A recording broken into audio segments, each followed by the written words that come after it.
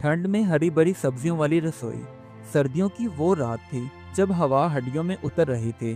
पूरा गांव सो चुका था, मगर एक झोंपड़ी से धुएं के साथ खुशबू उठ रही थी। ये कहानी है उस हरी भरी रसोई की, जहां सिर्फ सब्जियां नहीं, मोहब्बत, कुर्बानी और भरोसा पकता था। लेकिन उस खुशबू में छुपा एक राज था। उस राज को जानने के लिए आपको कहानी मुकम्मल देखना होगी।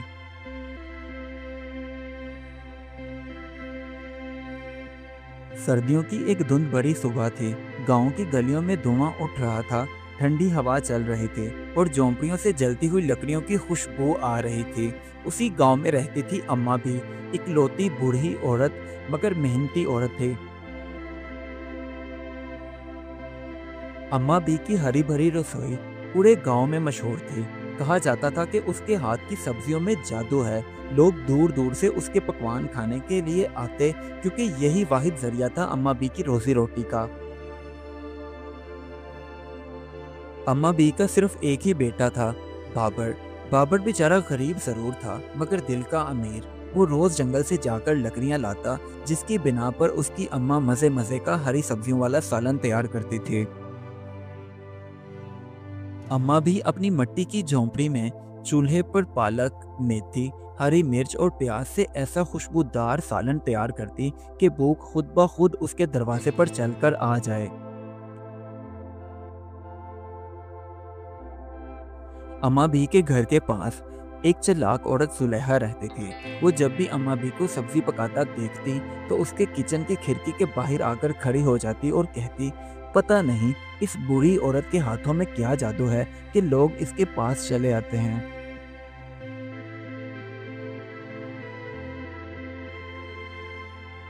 अम्मा भी की जिंदगी का एक ही उसूल था। वो सुबह सवेरे उठती, अल्लाह ताला के आगे सजदा करती और दुआ करती कि या अल्लाह मेरे रिस्क में बरकत अता करना। उसके बाद वो खाना पकाती। यही वजह थी कि उसके खाने का जायका बरकत बन जाता था।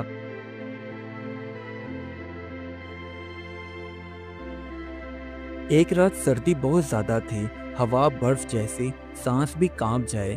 तब बाबर और उसकी माँ किचन में खाना बना रहे थे। तो बाबर बोला, अम्मा क्यों ना आज किचन बंद कर दें, सर्दी बहुत है। तो अम्मा भी बोली, बेटा जो भूखे हैं उनकी रात भी लंबी है, इसलिए बावर्ची खाना बंद नहीं कर सकते। अभी दोनों माँ बेटा बातें कर ही रहे थे कि अचानक दरवाजे पर दस्तक हुई। एक अजनबी आदमी कंबल ओढ़े दरवाजे पर खड़ा कांप रहा था। बोला, अम्मा भी थोड़ा सा खाना मिल जाएगा, मैं बहुत भूखा हूँ। अम्मा भी जल्दी से उस अजनबी को घर के अंदर ले गईं और गर्मा गर्म खाना उसके सामने रख दिया। उस अजनबी ने पेट भर के खाना खाया और बिना पैसे दिए वहां से चला गया। उस अजनबी के जाने के बाद बाबर ने अपनी माँ से कहा, अम्मा आपने उसे खाना दिया, मगर पैसे उससे क्यों नहीं लिए? तो अम्मा भी बोली, बेटा उसके पास पैसे नहीं थे, इसलिए मैंने नहीं मांगे। वैसे भी जो दूसरों को खिलाते हैं, खुदा उन्हें कभी भूखा नहीं रहने देता। गुजरते दिनों के साथ साथ जुलेहा का हसद अम्मा भी से बढ़ता ही जा रहा था।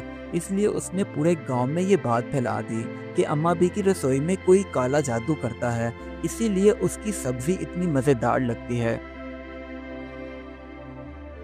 गांव के लोगों ने भी जुलेहा की बात पर यकीन कर लिया और वो जब भी अम्मा बी को बाहर कहीं आता जाता देखते तो ना सलाम करते ना दुआ।